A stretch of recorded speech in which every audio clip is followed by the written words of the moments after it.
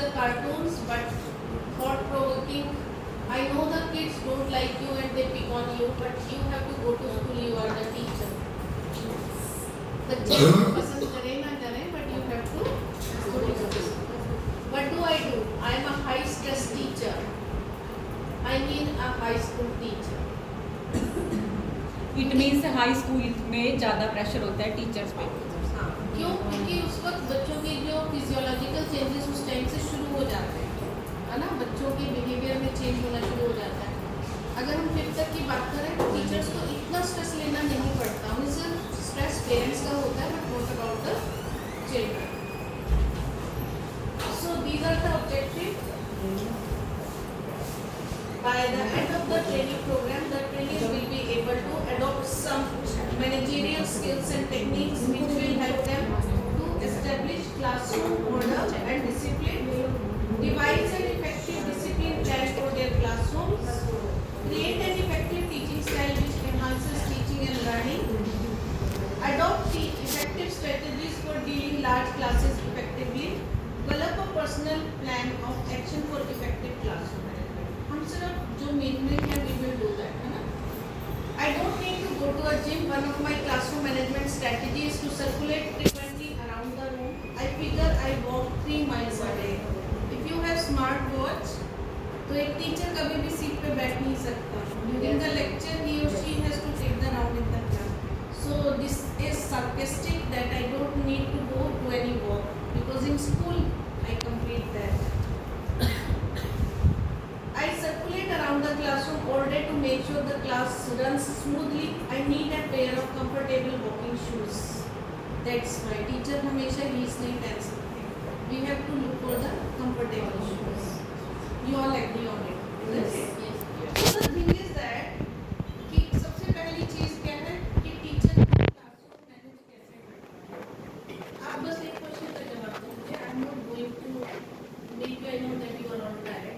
कि अगर किसी टीचर की क्लास शांत है, बिल्कुल कोई आवाज नहीं आ रही, तो क्या आप उस क्लास को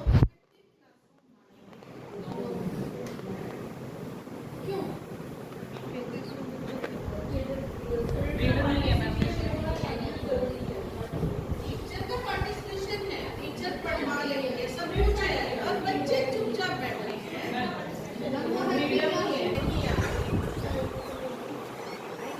बच्चों की इंटरेक्शन टीचर के साथ बहुत जरूरी है. ठीक है, तो इंटरेक्शन होने में और वो लाने में फर्क होता है.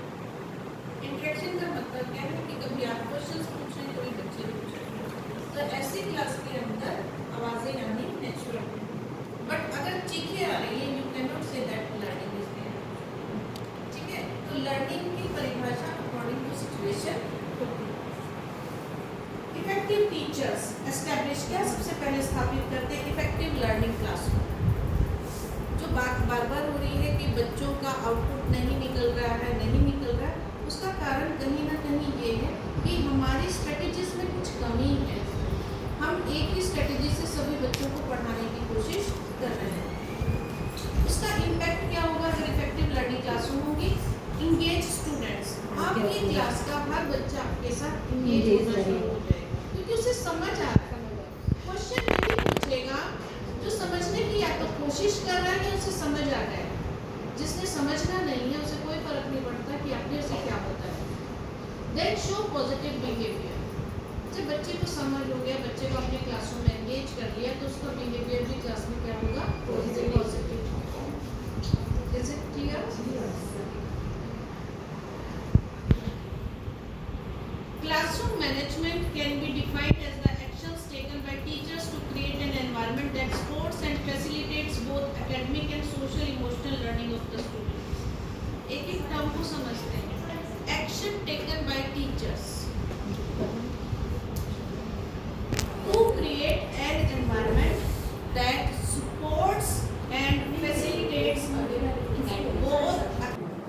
So an environment that supports and facilitates both academic and social emotional learning of the students. आज अगर हम रिजल्ट को देखें तो हमारी क्लासरूम जो टीचिंग स्ट्रेटेजीज हैं वो किसी भी तरह से बच्चे को सपोर्ट या फैसिलिटेट पता कैसे चलता है, जब हमने SA1 का रिजल्ट देखा और SA2 में देखा, उसमें कोई चेंज नहीं आया। इट मीन्स कि that we have not take reflection on our result that was in सितंबर। अगर सितंबर में हमने बच्चे का रिजल्ट ध्यान में रखते तो हमें पता होना चाहिए था कि बच्चे पे हमने कैसे काम करना है। हमने वो काम किया ही नहीं है, इसलिए बच्चे का रिजल्ट बिल्कुल वो नहीं हुआ। 10% बच्चों का रिजल्ट में मान सकते हैं इम्प्रूव हुआ होगा, क्योंकि कुछ बच्चे ऐसे होते हैं जो मेहनत में पढ़ते हैं या पेरेंट्स भी थोड़े से जागरूक हो जाते हैं, अदरवाइज नहीं होता।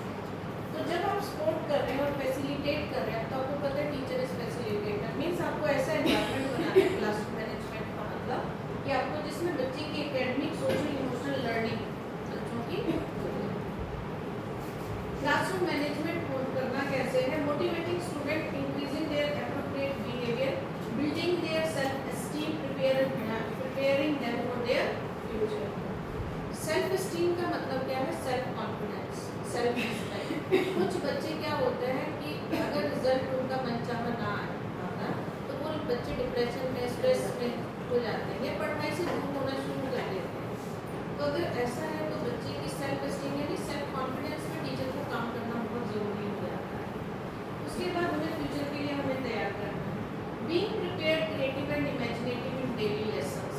अब NEP ने बार बार यही तो किया है, क्यों सिलेबस चेंज कर दें, क्यों चैप्टर कम कर दिए, ताकि बच्चे जो भी पढ़ें उसको बिल्कुल डेप्थ लर्निंग बच्चों की होनी चाहिए।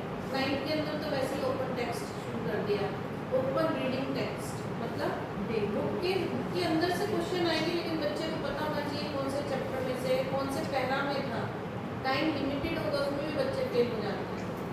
तो इसलिए कर रहे हैं ताकि बच्चे एक तो पढ़ना सीख जाएंगे, पढ़ेंगे तो इमेजिनेशन होगा, क्रिएटिविटी बढ़ेगी, उनके एग्जाम में मार्क्स भी अच्छे आएंगे।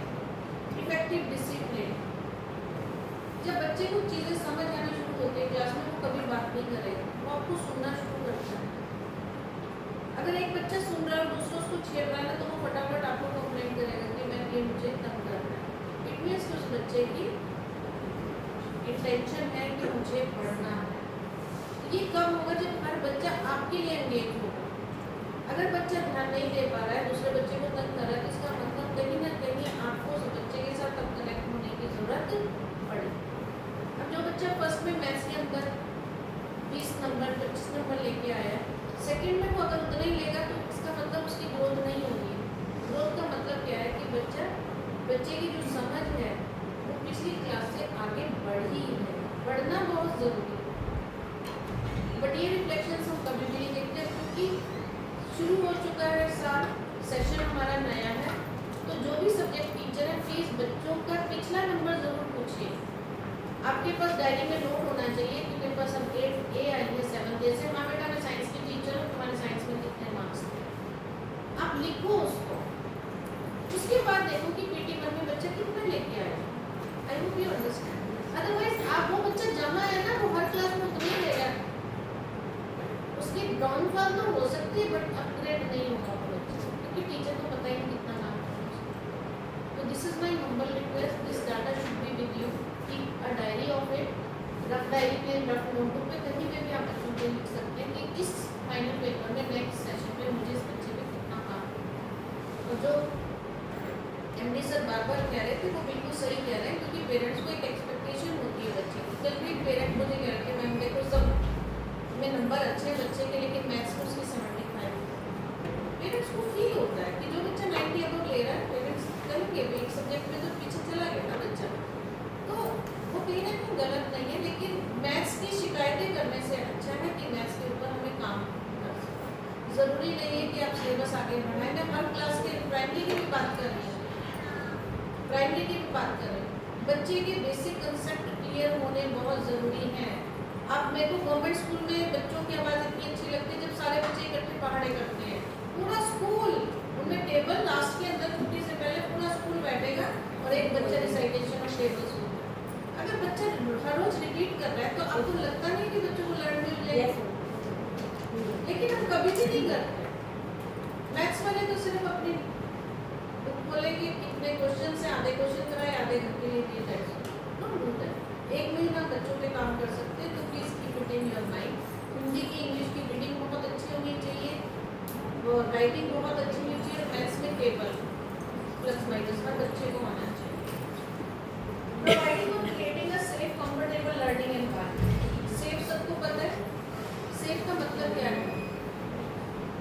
अपने आप एक्सप्रेस करते हैं क्लास के अंदर, ऐसा उसमें एजुकेशन ना हो, पूछने के लिए टीचर का डर ना हो। सेफ का मतलब है कि वो किसी भी तरह से मेंटल फिजिकल प्रेशर में ना हो। फिजिकल प्रेशर क्या, दूसरे बच्चे पीटते हैं या टीचर पीटता है, ठीक है। उसके बाद ensuring the right climate for learning to occur. Class के अंदर जो आप क्लाइमेट बनाएंगे, एनवायरनमेंट बनाएंगे, वो भी कैसा होना चाहिए? लर्निंग वाला होना चाहिए। क्लासरूम मैनेजमेंट और classroom organisation, these are the two different things. Classroom management set of strategies used to ensure productive, harmonious learning environment. ये है क्लासरूम मैनेजमेंट। ऑर्गेनाइजेशन क्या है? That way teachers structure time, space and classroom interaction to promote learning. Management इससे कैसे अलग है कि एक तो प्रोडक्टिव आउटपुट जरूर निकलेगा, और वो आउटपुट अभी से निकलना शुरू होगा क्योंकि अब आपको पिछले साल का पता लग गया बच्चा कहाँ पे।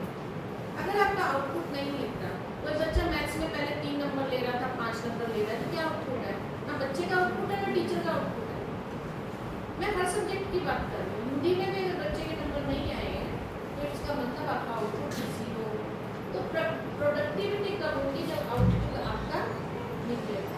उसके बाद हार्मोनियस लर्निंग। हार्मोनियस का मतलब क्या है? हार्मोनियस लर्निंग रट्टाफिकेशन नहीं है, सब्जेक्ट के साथ कंसेप्ट के साथ उसकी हार्मनी है, मतलब उसका जितना लेवल था, जितना आपने कराया वो उसको समझ आ गया है। आप होशियार बच्चों को थोड़े कॉम्प्लेक्स क्वेश्चन दे सकते हैं, जिसे हाई ऑर्डर थिंकिंग दे कहते हैं, लेकिन एक नॉर्मल बच्चे को हाई ऑर्डर थिंकिंग क्वेश्चंस नहीं दे सकते। अगर आप एवरेज बच्चे को इंटेलिजेंट बच्चे वाले क्वेश्चन देंगे सॉल्व करने वाले, तो वो नहीं कर पाएंगे। क्या होगा? हार्मोनियस, यानी उस बच्चे की हार्मनी आपने तोड़ दी, और वो टूटेगी कैसे? बच्चे का सेल्फ कॉन्फिडेंस। तो according to child you have to manage the things. Organisation कि आप अपना टाइम टेबल बनाते हैं, हम डायरी में लिखते हैं जिस महीने में, इस हफ्ते में, इस पीरियड में मैंने ये कराना है। तो मैनेजमेंट अलग है और ऑर्गेनाइजेशन अलग है। ऑर्गेनाइजेशन में कहीं भी आउटपुट की बात नहीं की जाती, तो सिर्फ आपका है। जब मैनेजमेंट की बात आ रही है तो उसमें अपने बच्चे को भी इंक्लूड करना।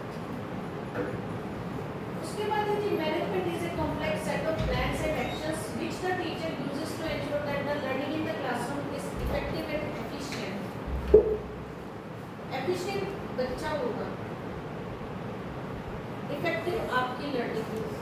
आपकी टीचिंग इफेक्टिव होगी तो ही बच्चे का एफिशिएंसी बढ़ेगा। तो कहीं ना कहीं टीचर्स को अपने ऊपर काम करने की बहुत ज़रूरत है। Discipline is the practice of teaching और training a person to obey rules और a code of behaviour in both the short term. लेकिन अब क्लासरूम डिसिप्लिन बिल्कुल अलग है। उसमें हम कहते हैं कि बच्चा अच्छे से बैठे, अच्छे से सुने, किसी तरह के कोई भी ऐसी हरकत ना करे जो कि टीचिंग लर्निंग प्रोसेस को अफेक्ट करे। ये मानते हैं डिसिप्लिन। ये होना भी चाहिए। अगर हेल्दी डिस्कशन है तो उसमें इनडिसिप्लिन को काउंट नहीं करें। लेकिन कई टीचर्स अगर आके बच्चों के साथ मजाक कर रहे हैं तो डिसिप्लिन को काउंट नहीं हो, तो ऑब्वियसली बच्चे उसमें इंटरेस्ट लेंगे, अगर टीचर शुरू करते हैं। और अगर बच्चे ने कुछ शुरू किया तो आप उसको उसी टाइम रोक दोगे तो ऑब्वियसली क्लास में डिसिप्लिन मेंटेन होगा। Importance of classroom management. Effective classroom management क्या करता है? Establish and sustain an orderly environment in the classroom, increase meaningful academic learning and facilitate social and emotional growth। connection होना बहुत जरूरी है। decrease negative behavior and increase time spent academically engaged। अगर बच्चे सब आपका सुन रहे हैं, पार्टिसिपेट कर रहे हैं, तो वो टाइम आपका सेव हो जाएगा बजाय कि बच्चों को चुप कराना। Provide economy of time as well as energy. आपका टाइम भी बचेगा और आपकी एनर्जी भी। सब बच्चे क्योंकि आपने इफेक्टिवली उनको इंगेज कर दिया, तो आपको एक ही चैप्टर को बार बार, एक टॉपिक को बार बार पढ़ाने की जरूरत नहीं है। प्रिंसिपल्स क्या है? क्योंकि मैनेजमेंट का मतलब ये होता है जिसमें set of rules and principles हो। Profi states there are 3 general principles for good classroom management, that is willingness of the teacher to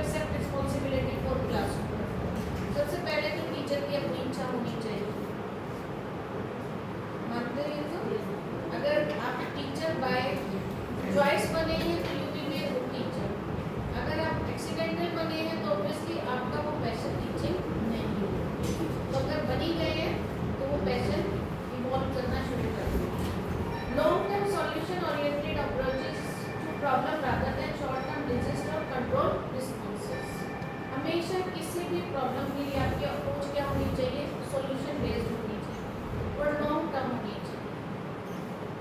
solution based क्या है कि बच्चे पढ़ नहीं रहे, टीचर ले जाते हैं प्रिंसिपल सर के पास, सर ये बच्चे पढ़ नहीं रहे, सर बच्चे का सॉल्यूशन क्या है? प्रॉब्लम आपकी है, आपके क्लासरूम का बच्चा है, तो पहले आप तो सोचिए कि आप क्या सॉल्यूशन आप लेना चाहते हैं। सॉल्यूशन तो हम लेते नहीं है, बस डायरी में उसके 0-0 नंबर आके लिस्ट बना के देते हैं, 20 बच्चे ये ऐसा नहीं करते। मैं मानती हूँ बच्चे घर जाके काम नहीं करें, लेकिन उन्हें 0 पीरियड ऑफ प्रेयर असेंबली कोई भी पीरियड है तो उसमें आप इंगेज कर सकते हैं। 1 महीना बच्चे आएंगे भी नहीं, भी नहीं लेके आएंगे। It is golden time for all of us to work होते हैं, बट वो तब होगा जब हम चाहेंगे। दैट्स व्हाई टीचर की सेल्फ रिस्पॉन्सिबिलिटी होनी बहुत जरूरी है।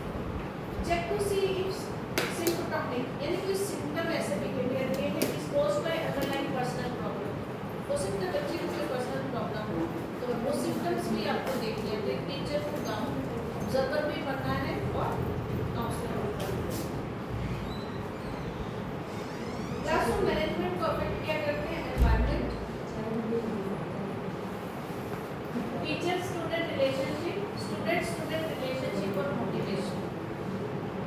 आपको ये ठीक लग रही है चारों बातें?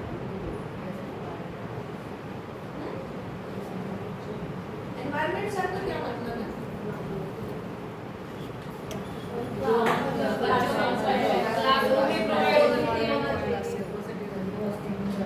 क्लास का एनवायरनमेंट पॉजिटिव होना चाहिए। कैसे हैप्पी क्लासरूम बना के मैम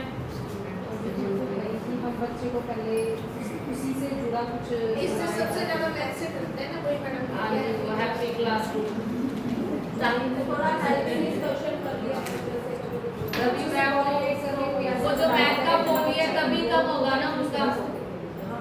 एनवायरनमेंट का मतलब क्या है कि बच्चे सेफ फील करते हैं।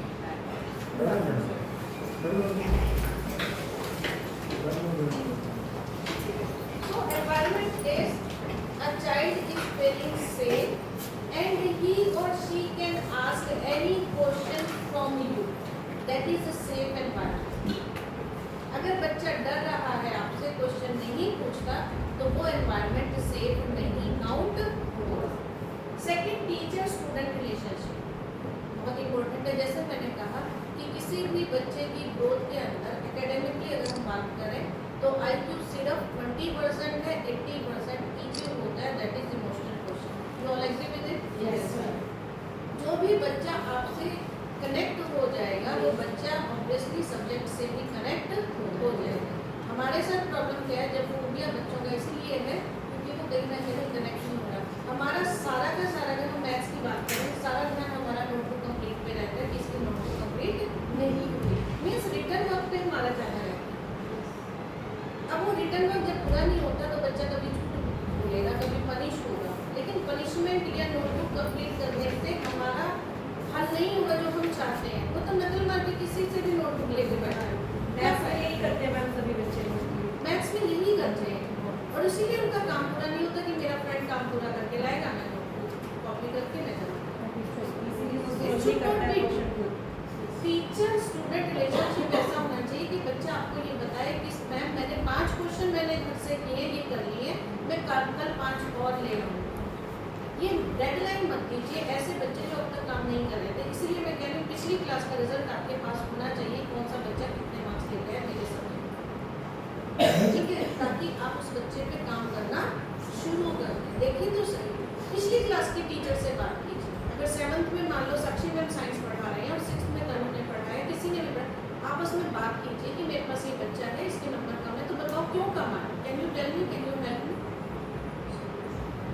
डॉक्टर कब दवाई देगा, जब उसे डायग्नोसिस हम लोग ठीक करेंगे। हम डायग्नोसिस की बात ही नहीं करते, हम सिर्फ मार्क्स की बात करते हैं। इसलिए वो बच्चा जब 5th से 6th में आ रहा है, 6th से 7th में आ रहा है, वो नहीं कर पा रहे हैं, तो we have to take care of it now. पूरा साल है हमारा। Then student student relationship class के अंदर जब बच्चा भी नालायक होता है तो हम क्या करते हैं,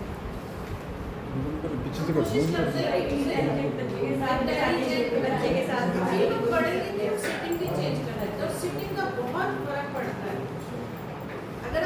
चेंज करते रहेंगे ना क्लास के अंदर, एक तो क्या होगा कि हर बच्चे के साथ बैठ रहा है, ठीक है, तो हर बच्चे के साथ जब बच्चा बैठ रहा है तो उसका सोशल एक्सपोजर बहुत ज़्यादा है। बच्चा पढ़ाई में नालायक होने का मतलब ये नहीं है कि वो सोशल नहीं हो सकता। 10th फेल भी पॉलिटिशियन कितने अच्छे हो गए थे, है ना? क्यों? क्योंकि उनकी सोशल स्किल बहुत अच्छी है, पढ़ाई का मायने नहीं रखती है। क्लास 6 में है ना वैसा 6 रोज में एक लड़की है प्रियांशी, प्रतीक उसके पास बैठ के जितना अच्छा कर लेता है ना किसी के पास नहीं, और प्रियांशी हैंडल भी वही लड़की है जो पूरी क्लास में उसको हैंडल कर सकती है और इतनी सिंसियर है वो भी नहीं कर। बाकी कावेरी भी नहीं संभाल सकती, नहीं वो सबको जवाब दे देता है। प्रियांशी की आपको तक से पता बैठ के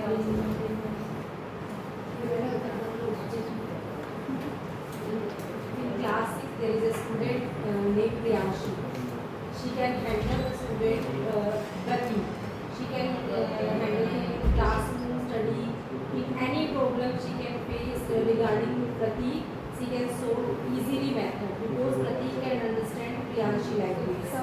And in all the subjects, she is actually not In my subject, I will check all subjects. तो ऐसे भी कर सकते हैं स्टूडेंट रिलेशनशिप में कि आप बच्चों के साथ इंटरेक्शन करो, लीडर बनाओ। यानी एक वीक और एक स्टूडेंट उठाया बहुत फर्क है। आपने खुद भी देखा ना उसकी स्पेलिंग लर्निंग हाँ, में मैंने प्रियांशी ने करवाया उसके बाद मोटिवेशन, बच्चे को मोटिवेशन, देखो मोटिवेशन तो हमें भी चाहिए बीइंग अ टीचर। इस दुनिया में कोई भी ऐसे लोग नहीं है जिसको मोटिवेशन नहीं चाहिए। मोटिवेशन दो तरह से हो सकती है, इंट्रिंसिक होती है और एक्सट्रिंसिक। इंट्रिंसिक यानी मेरे अंदर ही मैंने कुछ संकल्प लिए हुए हैं, डिटर्मिनेशन है जो मुझे बार बार काम करने के लिए कहते हैं। और एक्सट्रिंसिक वो होते हैं जो बाहर की मोटिवेशन है कि मुझे पैसा कमाना है, मुझे फेम चाहिए, है ना। अब बच्चे के अंदर ये चीज़ हो सकती है। मुझे अभी भी याद है, मेरा बेटा जब 2nd क्लास में था उसका बेस्ट फ्रेंड को अवार्ड मिला था A1 ग्रेड का, उसका नाम लिखा हुआ था बोर्ड के ऊपर जैसे हम लोग बनाते हैं। जब मैं उसका रिजल्ट लेने गई तो वो कहता कि मम्मी कार्तिक का नाम आया हुआ है, तो मैंने कहा बेटा उसने A1 ग्रेड लिया ना, आपने भी लिया इसलिए आपका नाम नहीं आया। वो 80 के अराउंड था, 80-90 के बीच में। और उसके मन में ऐसा आया कि वो हर साल फिर A1 ग्रेड में उसके आप फोटो आने लग गई। ये थी एक्सचेंजिंग मोटिवेशन। वो किसने दी थी? उसके दोस्त ने, कि मेरे दोस्त को मेडल मिला है या ट्रॉफी मिली है तो मुझे भी मिलनी चाहिए, ठीक है। वो इंट्रिंसिक नहीं थी, वो एक्सट्रिंसिक थी, किसी ने उसको मोटिवेट किया। तो ये मोटिवेशन बच्चा कहीं से किसी से भी ले सकता, आप भी ले सकते। कोई बच्चा जब करता है तो क्या हो गया, अगर हमने उसे 5 रुपए का पेन गिफ्ट में दे दिया क्लास के अंदर, हम वैसे भी तो इतना खर्चा करते हैं, तो बच्चे इम्प्रूव करा दे देते हैं 5 रुपए का पेन, पेंसिल दे दो, इरेजर दे दो, कोई फर्क नहीं पड़ेगा, लेकिन आपने उसको मोटिवेट कर दिया। सेकेंड चीज़, नेगेटिव मोटिवेशन नहीं होना चाहिए कि बच्चा इस चीज़ के लिए लालची हो जाए, है ना, उस पर भी आपको कंट्रोल रखना है। लेकिन अगर पॉजिटिव वे से वो कर रहा है तो हमें 5-7 रुपये से कोई फर्क नहीं पड़ेगा। तो इस चीज़ का भी देखो कि बच्चे कैसे मोटिवेशन हो सकते हैं, क्या मेरे एक्शन से होगा या मेरे शब्दों से होगा, दोनों तरह से देखना, या किसी को देख के होगा, ये भी हो जाता है, ठीक है। तो हेल्दी कॉम्पिटिटिव स्पिरिट भी हम बच्चों में डाल सकते हैं। Classroom management is the foundation on which all learning occurs happens. Obviously ये फाउंडेशन, अगर ये ना हुआ क्लासरूम मैनेजमेंट तो लर्निंग टीचिंग कुछ भी नहीं हो पाएगा। It is important to use effective classroom management strategies as the both as prevention and intervention method that promote positive outcome for student। ये बार-बार आउटकम की बात कर रहा है। प्रिवेंशन यानी हमें बचाना है कि क्लासरूम एनवायरनमेंट खराब ना हो, उसके बाद ऐसे ऐसे मेथड भी हमें बीच-बीच में डालने हैं जिससे क्लासरूम मैनेजमेंट बने। The concept of classroom management is broader than that of discipline। Teachers should create an environment that supports and facilitate both academic and social emotional learning of the student। That is my survival kit, teachers would share। It has meditation, tape, aspirin and rose colored glasses। एक teacher को भी जरूरत पड़ती है बीच में break, कह रही कि मेरे पास अपना ही जीवित रहने के साधन मेरे पास किट है, मेडिटेशन टेप है, मेडिटेशन करते हुए खुद को काम करने के लिए, सिर दर्द के लिए, बॉडी के लिए एस्प्रिन है मेरे पास, और मेरे पास रोज कलर ग्लासेस है कि कभी मैं घूमने जाते तो मैं रोज कलर के, पिंक कलर के ग्लासेस लगा कर जाती, है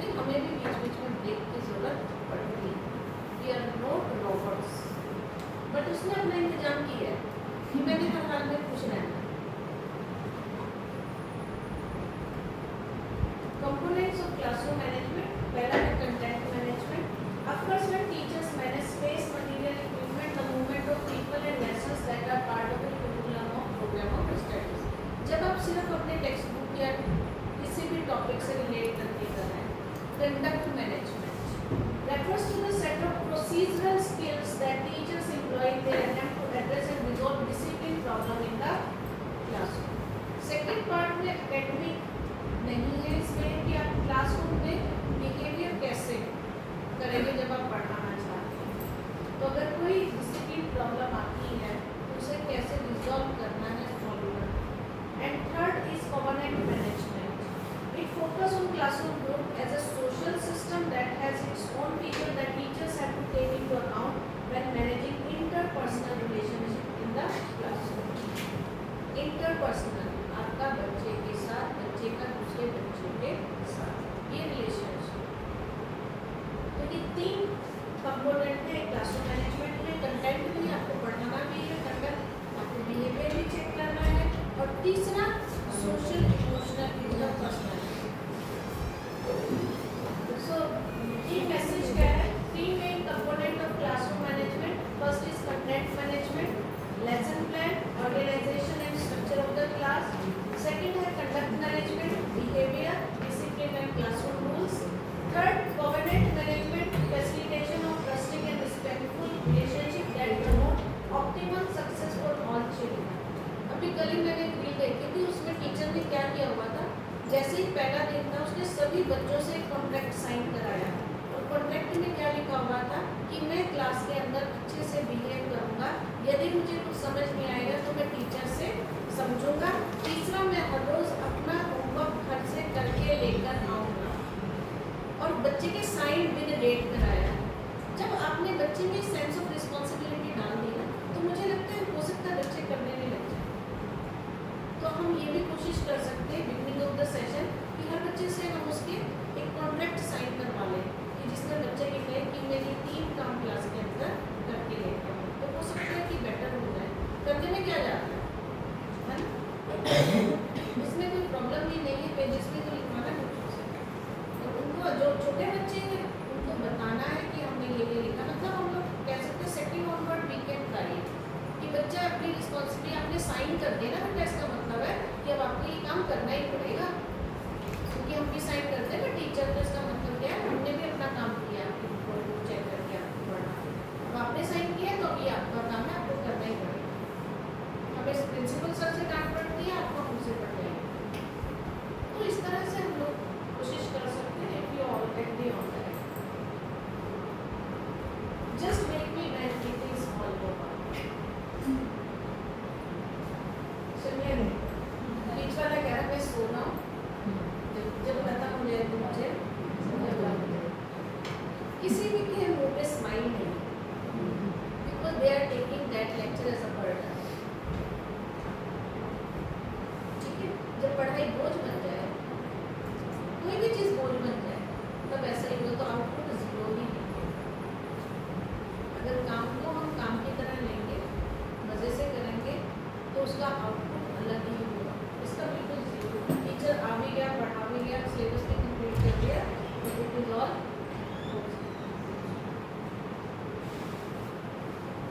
Unplanned teaching and learning is a recipe of wasting time. I hope this is clear.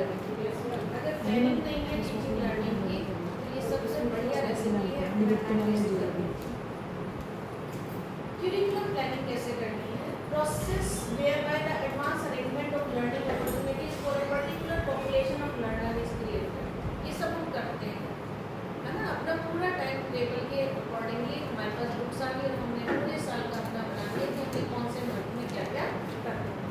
Helps in addressing full range of learning needs of student. और जब हम एडवांस में बना लेते हैं तो हमें पता होता है कि हमें किन किन चीज़ों की ज़रूरत आगे पढ़ने वाली है अपने बच्चों के लिए. All are participating. This is a good example of classroom management.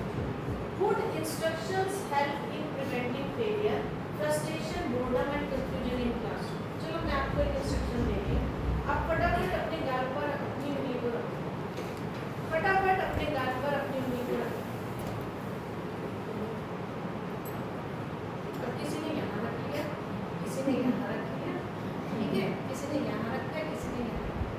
तो गेस करने तो क्या है सबसे नालायक बच्चे ठीक है। अब इंस्ट्रक्शंस क्या थे सिर्फ उंगली रखने की, पर टीचर ने ये बताया कि कितने लेवल में रखना है। Instruction should be clear to all.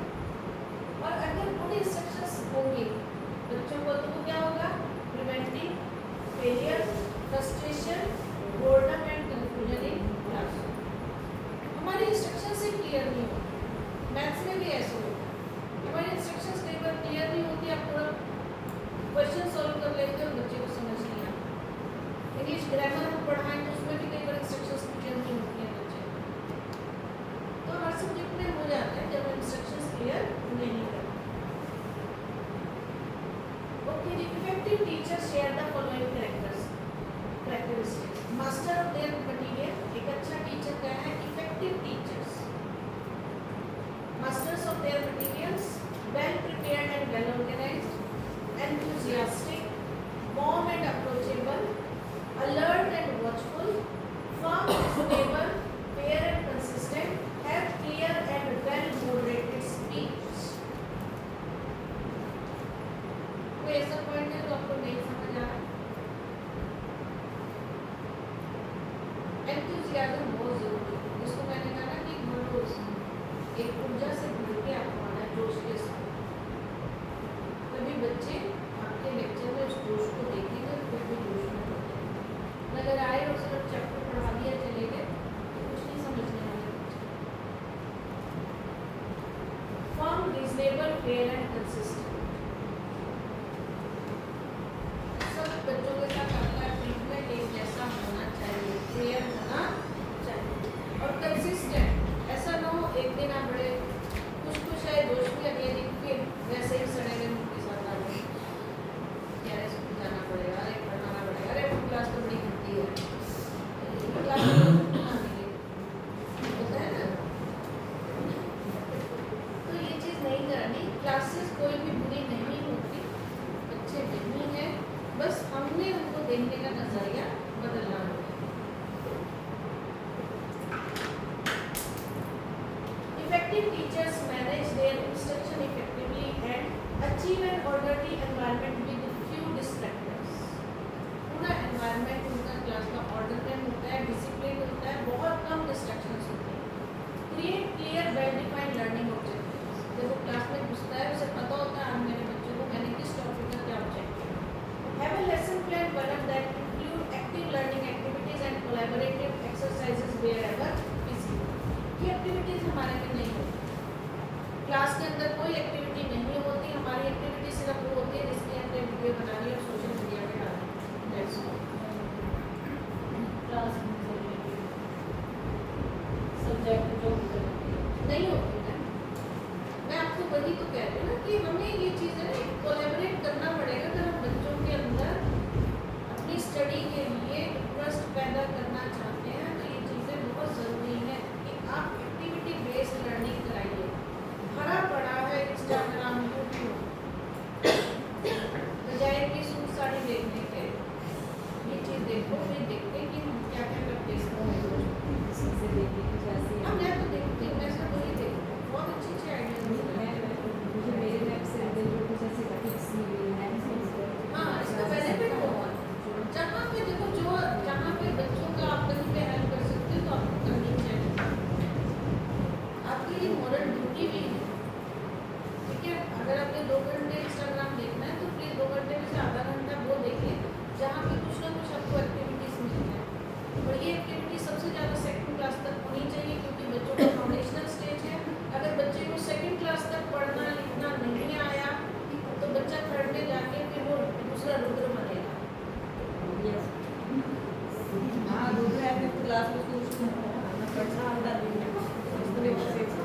Example सही दिया मैडम ने, फिफ्थ में था रुद्र, सिक्स्थ में इसी बच्चे को पकड़ लो। Use an orderly sequence to teach lessons. एक सीक्वेंस में बच्चों को लेसन टीच करना है क्योंकि जब हम लेसन पढ़ते हैं हमें पता होता है कि कौन कौन से टॉपिक हमने कवर कराने हैं। Organise instructional aids and assessment in direct scope of learning objectives. Instructional aids का मतलब होता है हेल्प करना है। ठीक है, तो आपके पास इंस्ट्रक्शन देने वाले करने वाली चीज़ें होनी चाहिए और असेसमेंट करना भी बहुत ज़रूरी है। Use a variety of teaching methods and practice task. Practice होनी बहुत ज़रूरी है। अगर बच्चे को लेसन पढ़ा दिया और आपको पता ही नहीं है कि बच्चे को कितना समझ आएगा, अगला चैप्टर करा दिया तो वो बच्चा पिछला भी नहीं करेगा। साथ ही साथ बच्चों का असेसमेंट होना बहुत ज़रूरी है। उसके बाद ये base lesson appropriate to students abilities to learn, देखो बहुत इंपॉर्टेंट पॉइंट है। अपने लेसन जो प्लान बना रहे हो उसकी स्पीड उतनी ही रखिए जितने में बच्चे की एबिलिटी है करने की। हमारा सिलेबस जब कंप्लीट नहीं होता तो लास्ट डेट में बच्चों को समझ आए ना आए, मैंने तो अपना चैप्टर करा दिए, मेरा काम कंप्लीट। और इसीलिए क्या होता है, बच्चे की लर्निंग स्पीड आपकी सिलेबस स्पीड से बहुत कम है, बच्चे इसलिए नहीं कर पाते। तो अपना जब लेसन प्लान हम बना रहे हैं पूरे साल के लिए, जब हम बना रहे हैं तो हमें ये कोशिश करनी चाहिए कि बच्चों की स्पीड के अकॉर्डिंग ही करवाई जाए। ज़रूरी नहीं है हर चैप्टर के क्वेश्चन आंसर कराए जाए। किसी चैप्टर में आप सिर्फ अपना अंदर के जो ट्रू फॉल्स होते हैं, फिल द ब्लैंक्स होते हैं, वो करा के पास से करो। आपको लगता है चैप्टर कहीं काम का नहीं है, छोड़ दो ना। चैप्टर भी करा दिया, फिल द ब्लैंक्स हो गए, ट्रू फॉल्स हो गए, आपने उस चैप्टर के करा दिया। जो टाइम बचा उसमें कोई एक्टिविटी करवाओ, वो है ही नहीं बिल्कुल भी। तो इसलिए ताकि बच्चा उसमें इंटरेस्ट लेना शुरू करेगा अपने सब्जेक्ट में तो कर ले। थोड़ी सी तो देखो हिम्मत करनी पड़ेगी, इस सब तो करनी पड़ेगी, क्योंकि नए बच्चे जो आज आए हैं ना, यही बच्चे आपके टू बी वेरी फ्रैंक आपकी लाइव एडवर्टीजमेंट है। यही बच्चे घर जाके कहेंगे कि मम्मी अपने स्कूल में बड़ा मजा आया, बड़े अच्छे टीचर हैं। उसकी माँ पड़ोस में 4 लोगों को कहेगी भाई मैंने तो बड़ा अच्छा स्कूल चुन लिया। हमारे टांगे टुकाने से नहीं मिलते बच्चे, हमारे यहाँ से मिले। अगर आपने इस साल बच्चों पे काम कर दिया ना, जो नए बच्चे आ रहे हैं, यही 10 बच्चे 50 बच्चों को ले आएंगे हमारे से, क्योंकि बच्चा घर जाके बता रहा है, बिहेव भी वैसे कर रहा है। क्लासरूम में भी आप देखोगे बच्चे जो बात कर रहे हैं उनका वे ऑफ टॉकिंग कैसा है, अभी से कंट्रोल करना शुरू करो। एक एनवायरनमेंट ऐसा ऑरा क्रिएट कर दीजिए जिसको हम कहेंगे कि यहाँ पर इफेक्टिव टीचिंग लर्निंग चल रही है। Don't rush to complete your syllabus only. Don't think कि I am teacher of 7th class तो I will not instruct any class of 10 student. कोई भी बच्चा गलत भाषा का प्रयोग कर रहा है घर पे बोलो, बेटा अच्छी बात है आप अपनी मदर टंग में बोलो, बट घर पे रखो। ये स्कूल है, आप या तो इंग्लिश में बोले या हिंदी में। स्कूल का लेवल हम इन्हें पढ़ाना और सबने मिल के पढ़ाना, चाहे वैन में है चाहे टोक दो बच्चे को, क्योंकि हम गलत बात के लिए नहीं टोक रहे हैं, लेकिन प्यार से ताकि बच्चे की सेल्फ एस्टीम भी हटना ये दिखाना। उसके बाद establish a system for continuously learning, ये हमारा चलता रहता है। पीटी भी करवाते रहते हैं, क्लास टेस्ट भी करते हैं। Have references class material and resource available prior to class. Class से पहले ही आपके पास सारी चीज़ें अपने हाथ में होनी चाहिए जो आपने यूज़ करनी है। कई बार ऐसा होता है कि मैं कॉन्फ्रेंस हॉल में बच्चे ले आई और यहाँ की ही चलाई, ठीक है।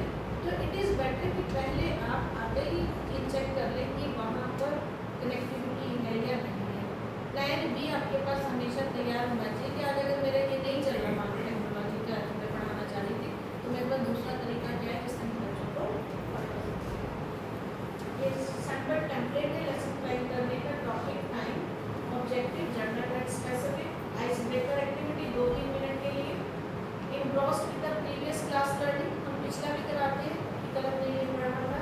सो to bring them back and make them ready for the next class. Previous knowledge testing, teaching aid, methodology, ये सब बच्चों के लिए अलग अलग होंगी, सब्जेक्ट वाइज अलग होंगी, टॉपिक वाइज अलग होंगी। असेसमेंट और इंस्ट्रक्शन प्रैक्टिस या लर्निंग स्टाइल्स जो हमने पढ़े थे, कुछ बच्चे विजुअल्स देख के फोटोज से समझते हैं, कुछ बच्चों की ऑडिटरी लिसनिंग स्किल बहुत अच्छी होती है। कई लोग सिर्फ सुनते हैं कानों से लीड लगा के कोई भी लेक्चर और उसे तैयार कर लेते हैं। कुछ बच्चे रीड एंड राइट मेरे जैसे थे कि मैंने क्वेश्चन याद किया, मैं हमेशा लिख के देखती थी, मुझे तब तक कॉन्फिडेंस नहीं आता था कि मुझे याद आ गया। तो दैट वाज माय स्टाइल कि मैं हमेशा याद करती और एक एक लाइन लिखती रहती थी। उसके बाद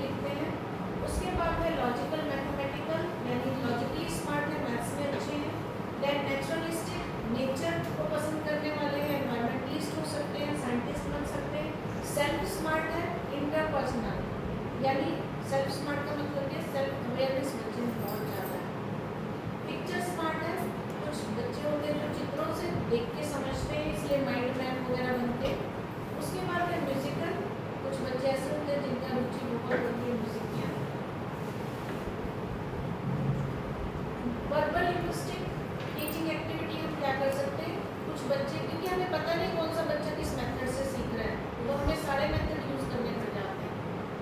स्टोरी टेलिंग होगी, ग्रुप डिस्कशन हो गया, लेक्चर्स, वर्ड गेम और क्विज़ेस। इंग्लिश का तो मैं वर्ड प्ले कराती रहती हूँ ब्लैकबोर्ड के ऊपर, जैसे बनाते नहीं, वर्ड्स बनाते हैं, 2, 3, 4 बच्चे बनाते हैं, तो फिर बुक वाइज में बना देती हूँ।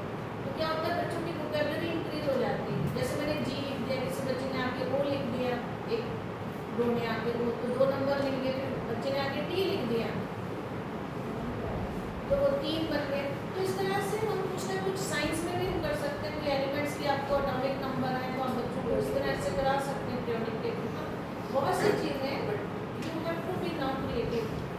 उसके बाद है नंबर और लॉजिक। कुछ बच्चे मैथमेटिकली होते हैं, उनको ब्रेन टीजर दे सकते हैं, एक्सपेरिमेंट्स और problem solve.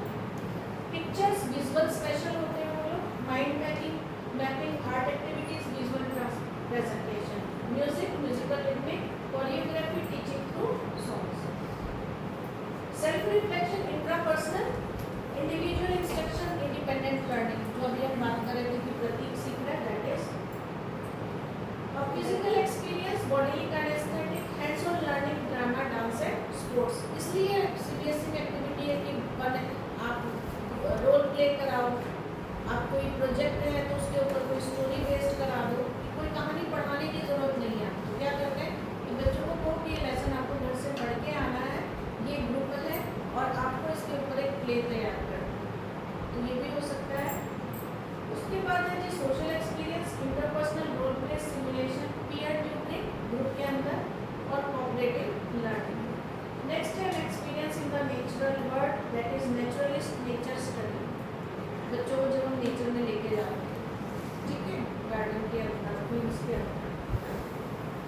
Differentiated instruction, differentiation means tailoring instruction to meet individual needs.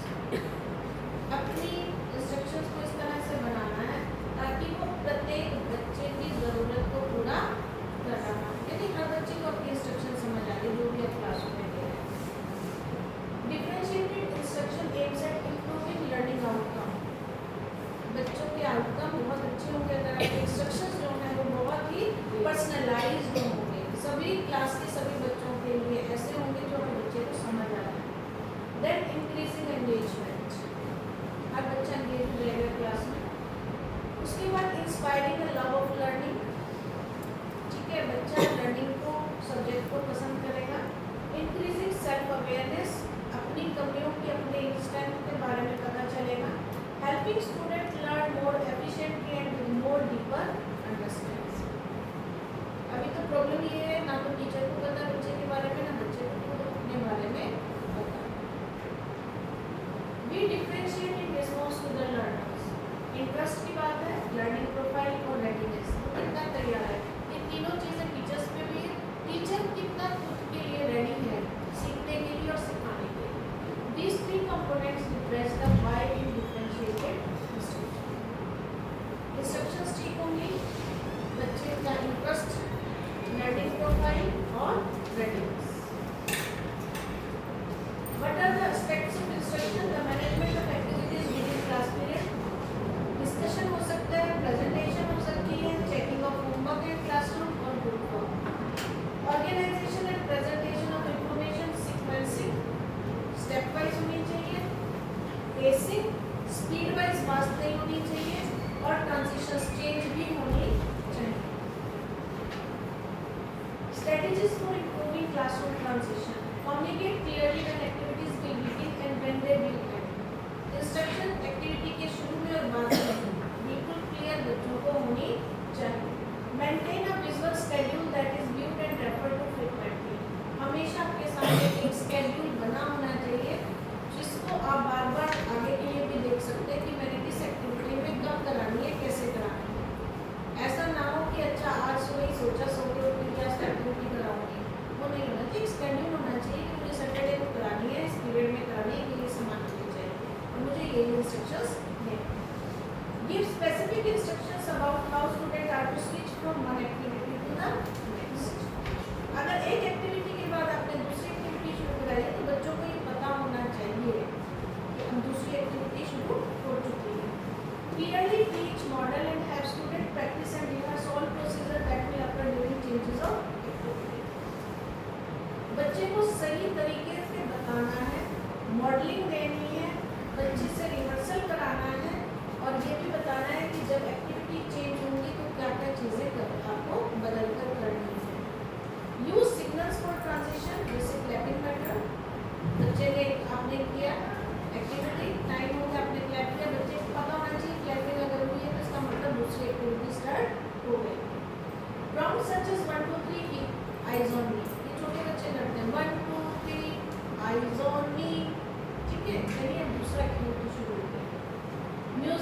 mind blenders such as puzzles, etc.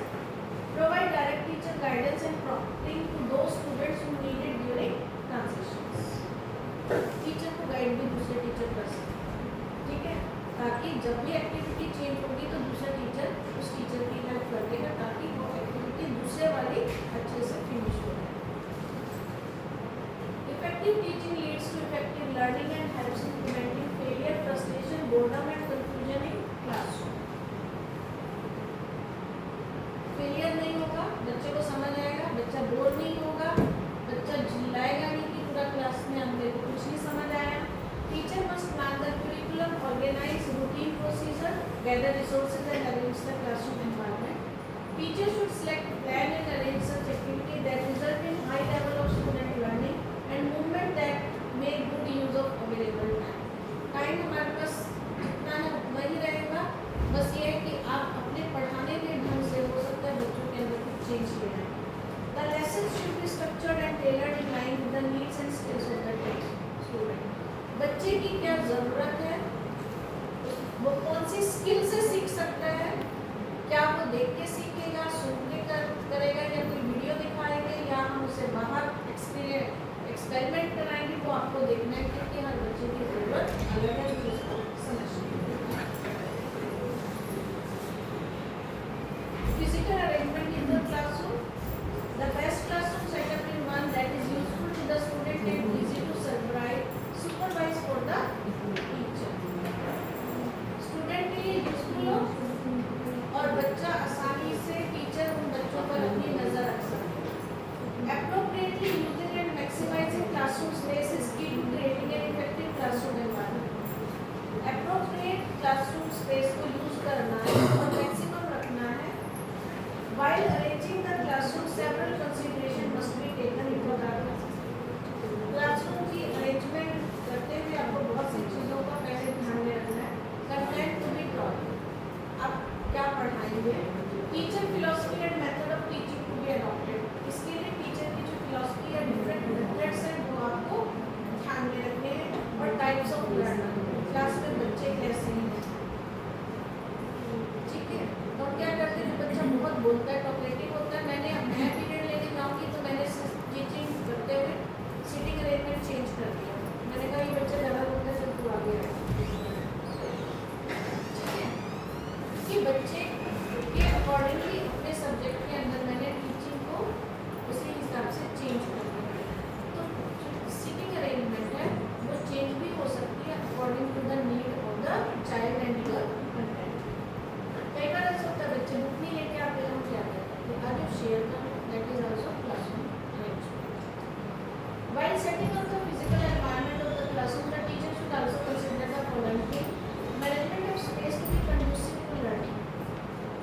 ज़्यादा अगर बच्चे कंफर्टेबल नहीं बैठ रहे हैं, भीड़ बहुत है, सीट नहीं मिल रही है, तो क्या होगा, वो कंडूसिव नहीं होगा. ठीक है, कंडूसिव का मतलब क्या होता है,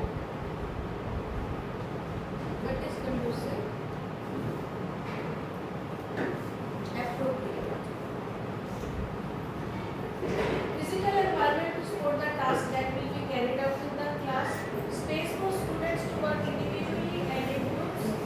Enough space for the teacher to roam around freely in the classroom. Obviously हमें पढ़ाते कई बार देखना पड़ता है.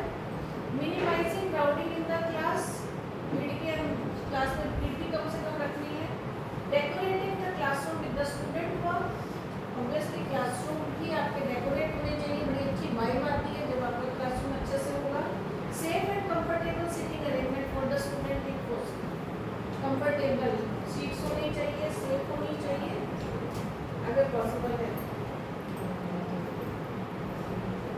Seating is a prime consideration and it can do a great deal to either facilitate or hinder what goes on in the class.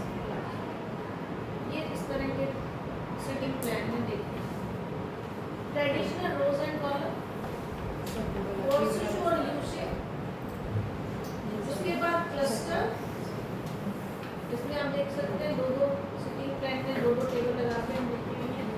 Then runway, बीच में पूरा space दे दिया. Then stadium की तरह हम देख सकते हैं. देन कॉम्बिनेशन, ग्रुप में भी बिठा दिए क्लस्टर की फॉर्म तो परमानेंट है।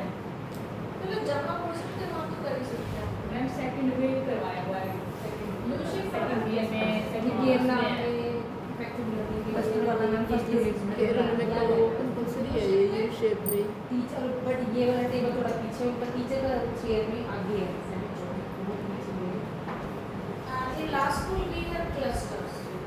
हमारा क्लस्टर में था पिछले स्कूल में, उसमें हम लोग जो एक टीम लीडर को बना देते थे, 4 बच्चे बैठते थे टीम में, एक टीम लीडर होता था, तो वही सारे वर्क को उनके दिखता था। वैसे ये ग्रुपिंग में सही है मैम, मतलब एक को इंडिविजुअली दे दो, ड्यूटी दे दो कि आप सब देखो, और वो बता भी देगा बजाय हमको पर स्टूडेंट से पूछने के बजाय कि आपने किया कि नहीं किया।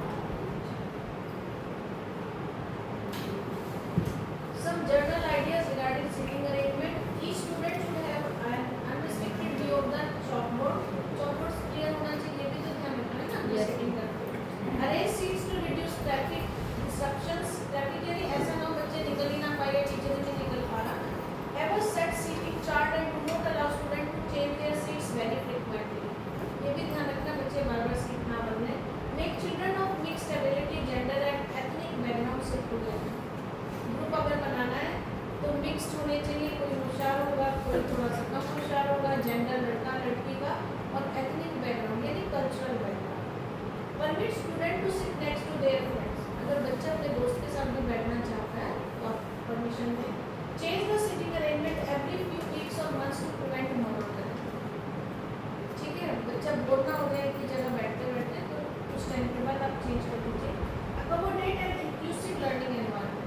सिर्फ सबको पता है सबके लिए शिक्षा, चाहे वो बच्चा किसी भी कास्ट, जेंडर या किसी फैमिली बैकग्राउंड से आ रहा है या स्पेशल नीड का है, समावेशी। Place easily distracted student away from each other. अगर कोई बच्चा दूसरे को परेशान कर रहा है, उसका ध्यान अटेंशन को डिस्टर्ब कर रहा है, तो उसे अलग कर दीजिए। डोरवेज, विंडोज एंड एरिया में हाइड करिए। तो ऐसे बच्चे जो बार बार बाहर देख रहे हैं ना खिड़की के दरवाजे के, तो वहाँ से उस बच्चे को हटाकर दूसरी सीट चेंज करें। Flexibility should be the keyword in arranging the classroom for effective instruction. Flexible होना चाहिए।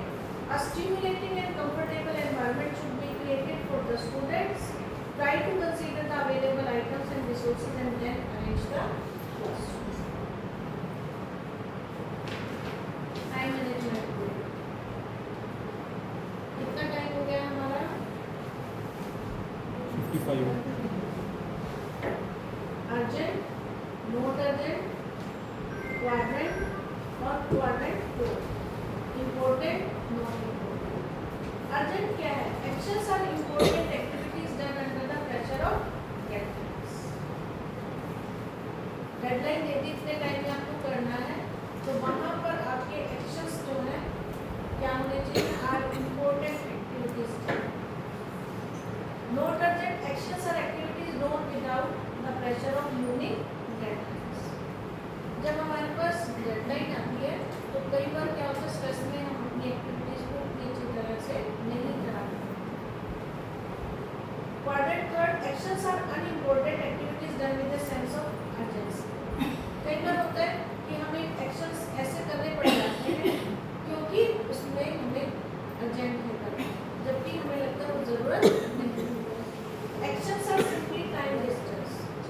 मुझको लगता है कि हम कुछ ऐसे एक्शंस, ऐसी एक्टिविटीज करते हैं जो सिंपली टाइम वेस्ट हमारा हो सकता है। तो टाइम मैनेजमेंट में अपनी 4 चीज़ें ध्यान रखनी है कि डेडलाइन है तो मैं क्या बिना स्ट्रेस लिए उसको पूरा कर सकता हूँ या नहीं कर सकता। अगर डेडलाइन नहीं है तो क्या मैं अपनी मर्जी से करूँगा या उसे जल्दी से जल्दी करना शुरू करूँगा।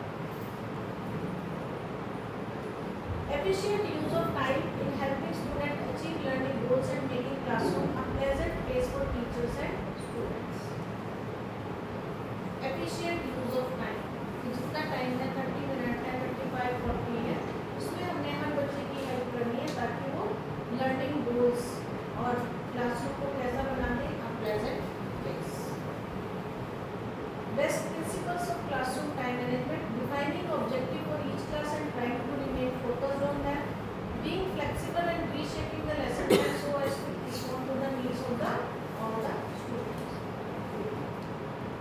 Reshaping the lesson plan plan क्या है कि कई बार ऐसा होता है कि आपने लेसन प्लान बना दिया और आप तैयार होके आ गए हो, लेकिन बच्चे मान लो मुझे नहीं एब्सेंट बहुत ज़्यादा है तो आप वो नहीं करा पाएंगे, या आप ही छुट्टी में चले गए, या आपने जब पीके टेस्टिंग किया, प्रीवियस नॉलेज टेस्ट किया, तो बच्चों ने आंसर्स नहीं दिए, आपको कई बार वो भी दोबारा रिपीट करना पड़ता है।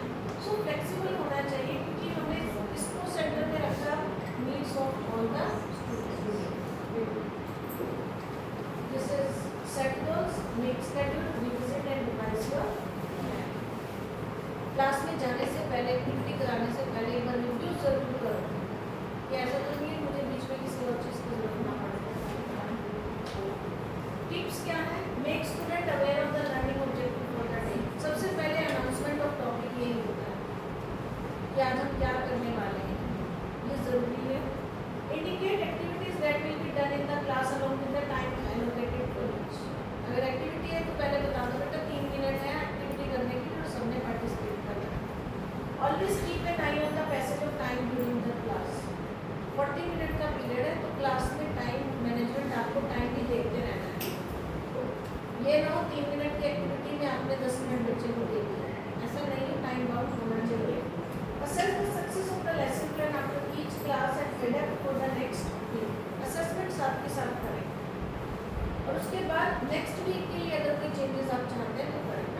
Try to maximize the academic learning time of the student and student participate actively.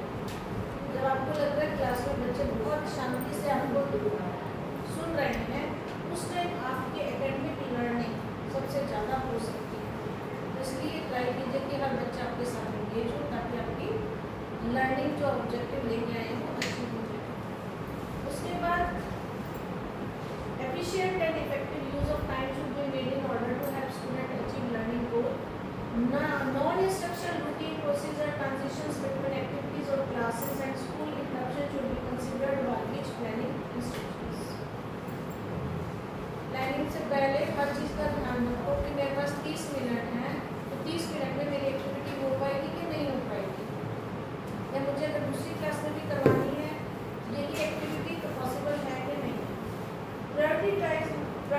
Prioritise the task in order of importance and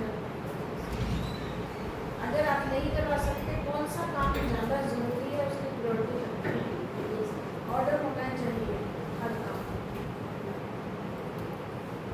teaching style teacher के लिए अफेक्टिंग फैक्टर्स क्या है? एक तो क्लासरूम साइज, दूसरा student learning needs, course content, level of student, students learning styles. जैसे मैंने कहा बच्चे की लर्निंग स्टाइल अलग है, कोई देख के सीखेगा, कोई सुन के सीखेगा, कोई करके सीखेगा।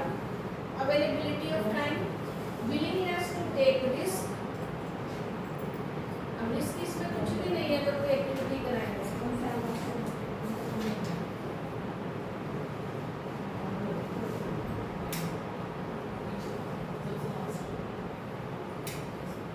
About different method of teaching. Grasha identified the following 5 teaching styles: expert, formal authority, personal model, facilitator, and delegator. Expert,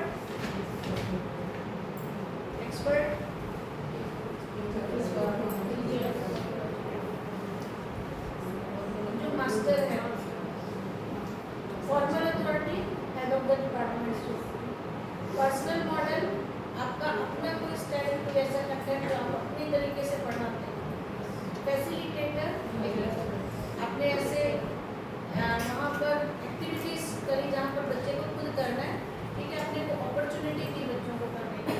और डेलीगेटर यानी रिप्रेजेंटेटिव। टीचर सेंटर्ड अप्रोच की पहले direct instruction, formal authority, expert and personal model. Student centred में inquiry based learning है, facilitator और facility दी, personal model खुद करके दिखाया पहले, जैसे कोई एक्सपेरिमेंट होता है तो टीचर खुद कर लेता है।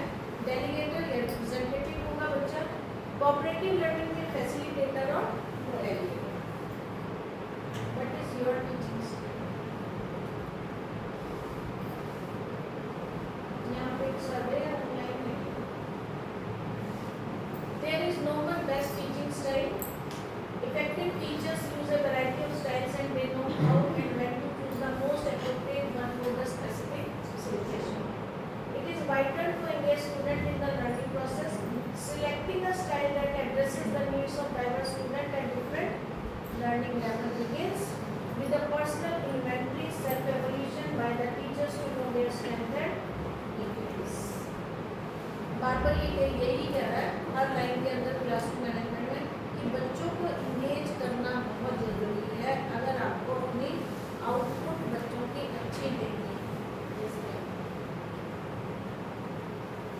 क्लास के अंदर काम करवाना भी बहुत ज़रूरी है,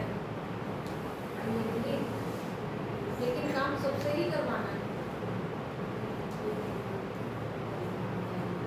तो जो बच्चे नहीं कर रहे हैं मोटिवेट करो। अगर बच्चे का कहीं पे कोई प्रॉब्लम है तो पहले तो सॉर्ट आउट करो, ठीक है, बच्चे को मोटिवेट करके उसकी प्रॉब्लम को सॉल्व भी कीजिए। Teacher should try to develop their own teaching style that promotes responsibility, cooperation, correct and trust. ऐसा टीचिंग स्टाइल आपका होना चाहिए इसमें चारों चीज़ें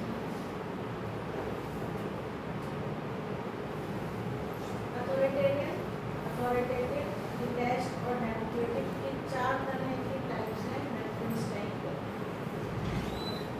हाई इन्वॉल्वमेंट, लो इन्वॉल्वमेंट, हाई कंट्रोल, अगर क्लास में कंट्रोल है तो वो अथॉरिटेटिव है, लो इन्वॉल्वमेंट है तो वो अथॉरिटेटिव है।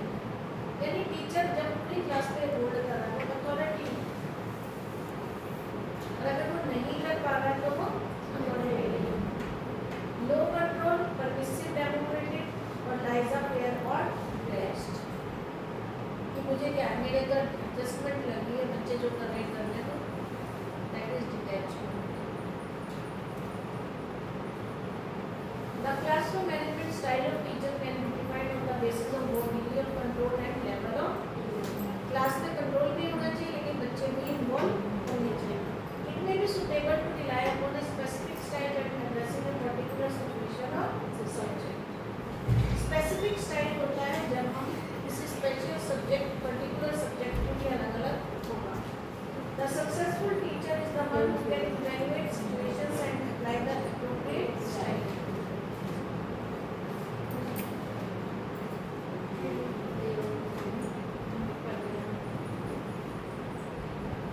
पनिशमेंट एंड पॉजिटिव डिसिप्लिन अब मेंटेन हम करते हैं। Deprived from discipline which means to comprehend or to teach, aim to teach, guide, help and learn. That is positive discipline. When there is a mistake or error. Punishment क्या है? Deprived from punishment which means to inflict a penalty or cause pain for some offense. सजा देना, मारना, pen कर देना, corporal punishment का बंद है। Correcting mistake through the use of pain, पीटना, बच्चे की गलती सुधारने के लिए पीटना, दैट इज पनिशमेंट। लेकिन पॉजिटिव डिसिप्लिन में देखो उल्टा है, बच्चे को समझाना है, बच्चे को पढ़ाना है, बच्चे को गाइड करना है, बच्चे को हेल्प करना है। जब ये होगा तो डिसिप्लिन क्या बन जाएगा? Class rules should be general, short and easy to understand.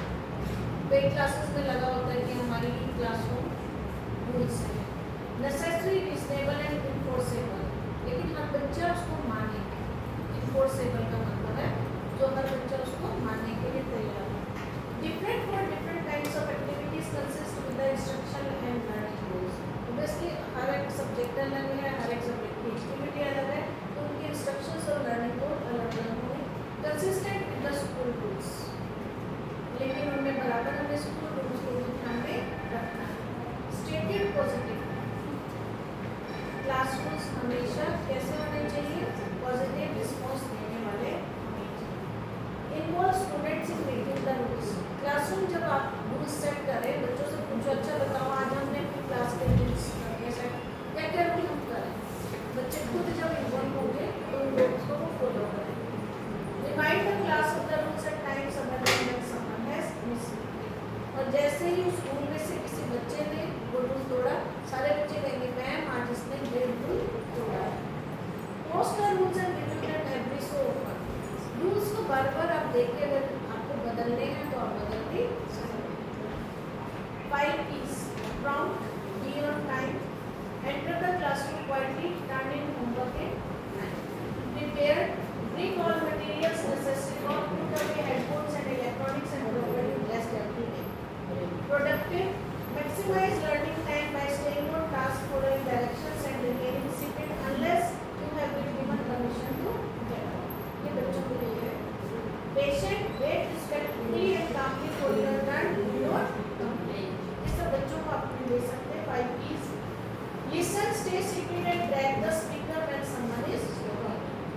Polite होना चाहिए, बी नाइस और neutral to everyone, swearing, teasing, talking back and bullying will not be permitted, respect yourself, your classmate, your teacher and your classroom, keep your hands free and objects to yourself, if you do not own it, don't write your words. आप इस तरह के बना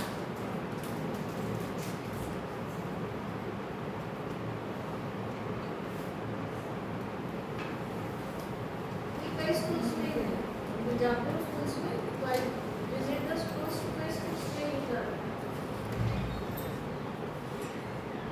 class dismissal कैसे खत्म करना, clean your desk and area around your desk का जो सामान आपने नीचे गिराया है उसको साफ कर रखना है। The teacher dismisses you not the bell, teacher ने आपको क्लास खत्म की है, तुम खत्म नहीं हुआ। The teacher will tell you when to stand, push your chairs in and line up together, the teacher कहेगा तभी आपने खड़ा होना है और लाइन में लगना है। Wait quietly in the line until the teacher directs you to the next class. Harry knows simple three-step approach for teaching professor. When I explain, state or define the procedure in concrete terms, demonstrate the procedure, don't just tell, demonstrate complex procedure step by step. कुछ चीजें आपको खुद पहले करके दिखानी पड़ेगी। Rehearse, have student practice, फिर बच्चों से हम कराते हैं। The procedure step by step. Have students repeat the procedure until it becomes a maths का अगर कोई क्वेश्चन कराना है, आपने एक क्वेश्चन अगर दे दिया तो आप ये कोशिश ये कर लीजिए कि हर बच्चा उस क्वेश्चन को करे। Reinforce, determine whether student have learned the procedure or whether they need further explanation. फिर आप reinforce ये देखो कि बच्चे को ये समझ आ गया, मुझे और कोई एक तरीका लगाकर उसे समझाना पड़ेगा। Reteach the correct procedure if rehearsal is unacceptable. दोबारा reteach कीजिए। Praise the student when the rehearsal is acceptable. बच्चे ने अगर ठीक किया है दोबारा आपके समझाने के बाद तो उसे प्रेस कीजिए। Don't address the student's failure to follow the routine or procedure to behavior. बच्चा अगर कभी फेल हो जाए, नहीं कर पा रहा, तो इसका मतलब ये नहीं है कि आपका जो बिहेवियर है बच्चे के लिए हार्श हो या हार्ड है। As a teacher, the first thing you must learn is how to make your student behave for you. आपके साथ व्यवहार कैसा हो। My own successful disciplinary formula is based on understanding calmness, determination and all the bribery I am. Bribery क्या होता है?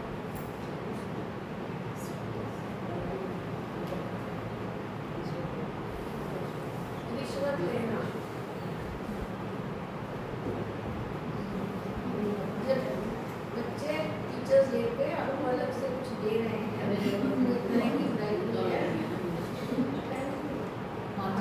Recent आज pregnancy का एग्जाम्पल है, हर्षी कुछ भेजा, हर टीचर को दे रहा है, तो दिया है अपने आपका प्रसाद दे रहा है, बस आप ही प्रसाद हर टीचर का दिया लेके आया हिंदी आप ही ऊपर आप ही मेरे फेवरेट टीचर हो, आप ही को उसने हर टीचर को दिया, उसकी वजह नहीं बताया डी बोल के और उनके सामने I will accept the consequences. It is the mature things to do. Teacher कह रहे कुछ भी हो जाए, मैं देख लूँगा, बट मुझे छोड़ूंगा नहीं। Students are more likely to do things they will be rewarded for than punished. For unfortunately, teachers often focus more attention on punishing poor behavior than on rewarding appropriate behavior. हमारा सारा ध्यान उसकी कमियां ढूंढने में होता है, ठीक है, लेकिन उसकी खूबियां भी हमें देखनी चाहिए। Reinforce consequence which lead to increasing the desired behavior or reward of the best case at what events or things may act as a reinforcement for the particular child. कई बार शाबाशी से काम चल जाता है, लेकिन कई बार रिवार्ड भी देना। Social rewards, activity rewards, total rewards, material rewards, ये हर एक टीचर के ऊपर अपना होता है सोर्सेज रिसोर्स अवेलेबल होता है, फिर हमें स्कूल मैनेजमेंट से भी लेनी पड़ती है permission. Motivation in classroom management, keep classroom management and success in the classroom. One of the strategies which teachers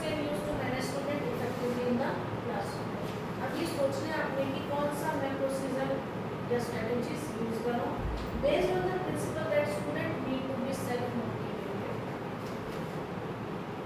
एक इंग्लिश में कहावत है ना that you can take a horse to water but you can not make it drink the water. प्यासे को कुएं तक लेके जा सकते हो लेकिन कुएं से उसने पानी पीना है नहीं डिपेंड्स है ना। तो बच्चे के अंदर ये प्यास आपको जगानी पड़ेगी। क्लासरूम डिसिप्लिन में रूटीन्स होने चाहिए, रूल्स होने चाहिए, पॉजिटिव कॉन्सिक्वेंसेस होने चाहिए, लेकिन नेगेटिव कॉन्सिक्वेंसेस भी कई बार जरूरत पड़ जाती है। ऐसा नहीं है बच्चा हमेशा शाबाशी से मानेगा, कई बार आपको थोड़ी बहुत पनिशमेंट देनी पड़ती है। Rules and procedures are a prerequisite for effective classroom management and instructions. Classroom management में सबसे पहली चीज़ क्या है कि रूल्स और प्रोसीजर्स आपके पास जरूर होने चाहिए। The major problem in the classroom is not discipline, it is lack of procedures and routines. अगर एक ही टीचर एक ही तरीके से आके रोज वही तरीका अपनाएगा तो बच्चे बोर होंगे नहीं करेंगे। Classroom rules should be consistent with the school rules. School rules को ध्यान में रखते हुए क्लासरूम रूल्स बनाने हैं। Change the rules if they do not work. अगर बच्चों में चेंज नहीं आ रहा है तो चेंज कर दीजिए।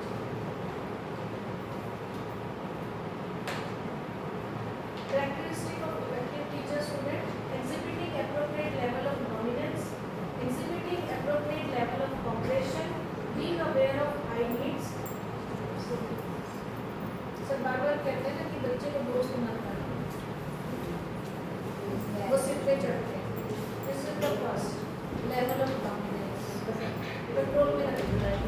Level of cooperation, हमें बच्चों से cooperation भी चाहिए होता है। अगर बच्चे कारपेट इकट्ठे कर रहे हैं, आपकी नोटबुक्स लेके जा रहे हैं, हाई नीड स्टूडेंट, लेकिन साथ के साथ इस बच्चे को इतनी ज़रूरत है वो भी हमें पता होना चाहिए।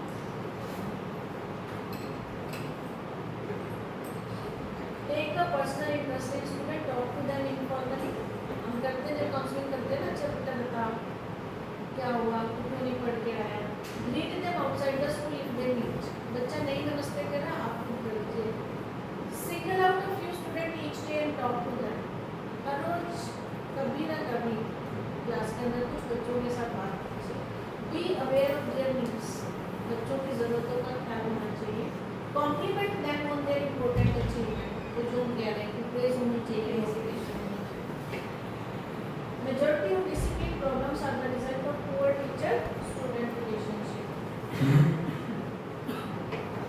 Component management is an important aspect of classroom management, जो सोशल इमोशनल हम बात कर रहे थे। Teacher should promote and establish trustful and respectful relationship in the classroom.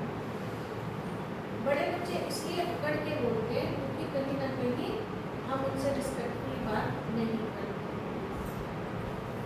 अगर हम बच्चों से रिस्पेक्टफुली बात करेंगे तो जवाब भी हमें रिस्पेक्टफुली मिलेगा। तो हमें अपना थोड़ा सा खुद की भी वे ऑफ टॉकिंग को अगर हिस्सा हम इम्प्रूव करेंगे तो मुझे लगता है बच्चे आपकी बात ज़्यादा ध्यान से सुनेंगे। ये भी हम करके देख सकते हैं। Luck is when good classroom management skills meet a date and the destructive students are. जब क्लास में आप पढ़ाना चाह रहे हो, बच्चे कुछ एक दो बच्चे जो आपको पढ़ाने नहीं देते हैं, आपको बड़ा गुस्सा आता है। और एक दिन जब आप जाते हैं, आपने पूरा लेक्चर बड़े अच्छे से पढ़ाया तो आपको कहते अच्छा वो बच्चा आया नहीं, तो आप कहते हैं आज तो मेरा बड़ा लकी दिन था, मेरा बड़े अच्छे से अपना टॉपिक पढ़ा दिया, मुझे किसी ने डिस्टर्ब नहीं किया, दैट इज लकी डे। ऐसा दिस इज ऑल जस्ट